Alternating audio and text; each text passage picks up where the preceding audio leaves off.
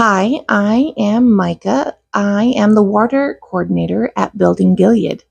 Let's talk ollas, crescents, and all things windbreak this week. In Gilead, winds frequently reach 35 miles an hour. Wind is like a toddler with a bag of cereal. It eats all of the marshmallows and spreads the rest of it all over the floor and expects you to clean up the mess afterwards. Wind blows away all the topsoil. Have you heard of the Dust Bowl? Yeah, it's a lot like that. Um, it dries the soil faster, it steals plant debris, and it damages plants in general. Now, a quick word from our sponsor. I'd like to thank our sponsor today, Soil. I will be growing all of my plants in it. It is a must in a garden. Soil does all of the heavy lifting in the garden while you watch the plants grow. It is the key to delivering all the nutrients that plants need. A garden without soil is a seed packet with commitment issues. This diagram has what we hope the homestead will look like eventually. On the left, you can see how the wind picks up the soil and the plant debris and scatters it, and how destructive it can be to the plants in the area. On the right, you can see how we're hoping the windbreak will end up looking. The bushes outside of the windbreak will slow the wind from 0 to 2 feet tall, pretty much from the soil level all the way up until where the evergreen trees begin. Evergreen trees are shaped like a triangle, so they are really broad at the bottom and are really narrow at the top. The next row that we will put in is a maple tree. Those are shaped kind of the opposite. At the bottom, there's nothing, and then at the top, it's really, really broad. So the evergreen trees and the maple trees kind of complement each other that way. So everything that the evergreen tree doesn't catch, the maple tree will catch. And then the last row, the row closest to the house, is going to be the lilac row. I just love the look of lilacs. It's not super necessary, but it is very beneficial for pollinators and other things, and they're just lovely. How it will work is the wind will go up over the evergreen trees and the maple trees, and the lilac will just kind of like support it as a last defense. The evergreen trees are what is most important in the windbreak, because evergreen trees never lose their needles. They function all year round, and the fact that they're also really thick at the bottom really gives the windbreak its structure. The maple trees that we have are deciduous, so that means they lose their leaves in the fall and in the winter, and they won't be very helpful during those times as a windbreak. So we will really rely on the evergreen trees to fill that gap. Good grandmas do not just throw their grandchildren in a room when they're being crazy. They give them an activity to channel their energy and make the most out of it. Windbreaks are the same. When the wind is coming, the windbreak tells the wind to go up over the trees and over the houses where the wind is supposed to be. And it lets just a little bit of wind through the bottom so that there's enough wind to let it do its thing, but the majority of the wind is where it's supposed to be. If there's a solid wall as a windbreak instead, it forces all of the wind up over the wall, and then when it gets over the wall, it goes down and creates turbulence. So just like sticking children in a room with the door closed, as soon as you let them out of that room, they cause more mayhem. And that's what the wind will do. It'll go up over the wall and then all the way back down and cause mayhem. We are only out in Gilead about 8 times a growing season, and we don't have access to large amounts of water out there. We don't have a well, we don't have a cistern, we don't have other rainwater harvesting things. So we really need the trees to be able to take care of themselves. We only have 55-gallon buckets.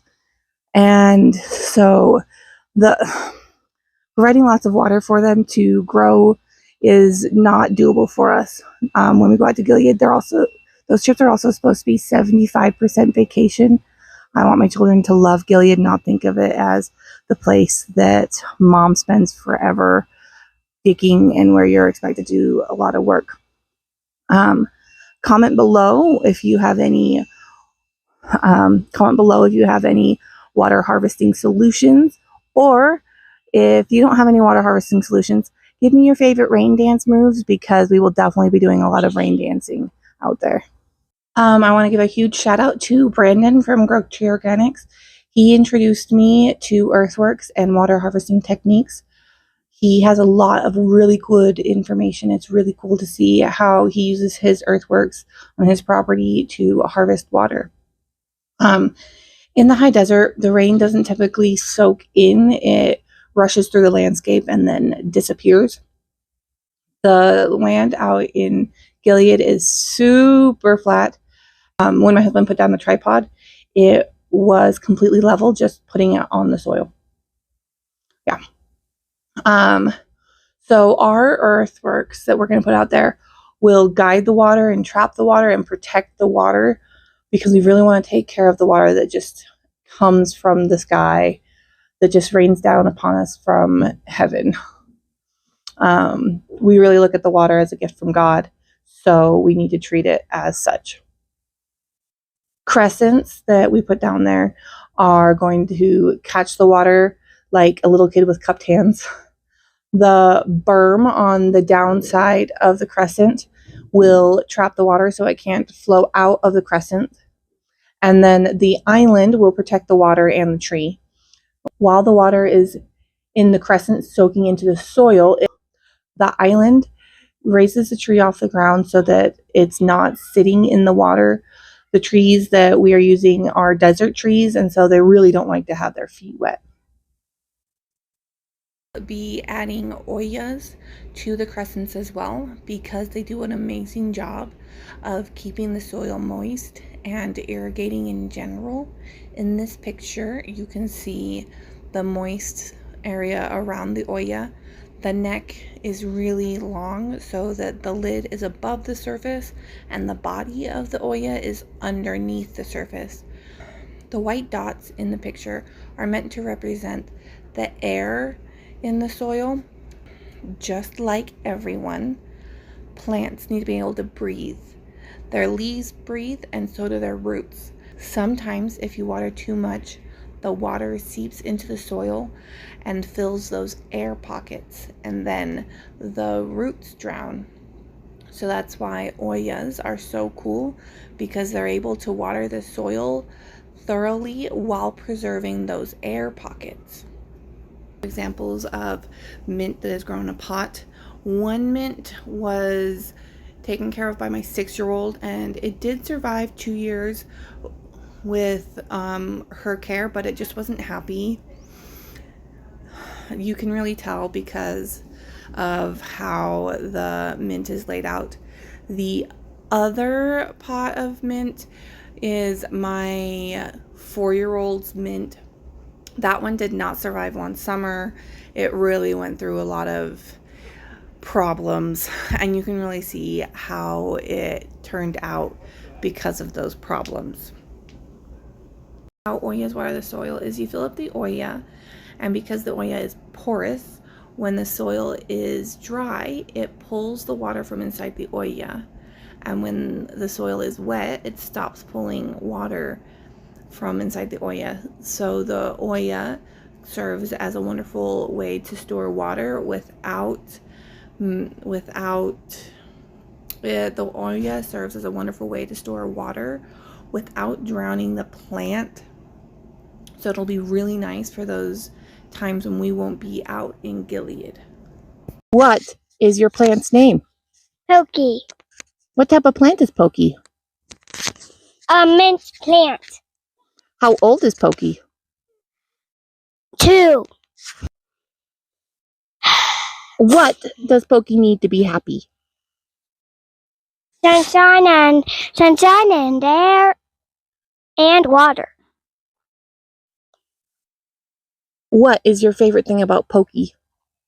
My favorite thing about Pokey is seeing her grow. If Pokey could talk, what would Pokey say? Whatever she wants to say. What do you think Pokey's gift does? It holds Pokey's water and gives Pokey the water. Oh, thank you. How do you water Pokey? I water Pokey. I open Pokey's lid and put it in Pokey's gift. What does Pokey's gift look like? My Pokey's gift looks like a mushroom, but it's not. Okay, can you tell me how do you water Pokey slowly? Like this. Is there anything else you want to say about Pokey? That's it. Okay.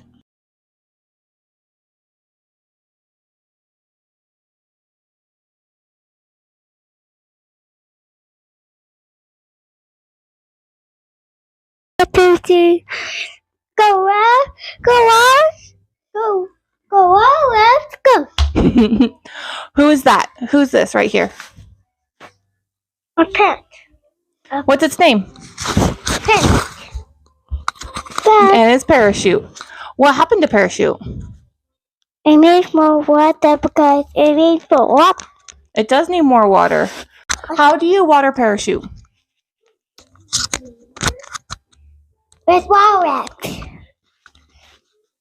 Thank you. Is there anything else you want to say about Parachute? This place is a water because it's gas. It is grass. It does look a little bit like grass now, yeah. No, he said because I ate it. Oh, he said because you ate him? Yeah. No, I did him ice cream. So Give him he ice just cream. ate it. Thank you for giving him ice cream. Yes. Anything else you want to say? But that's it.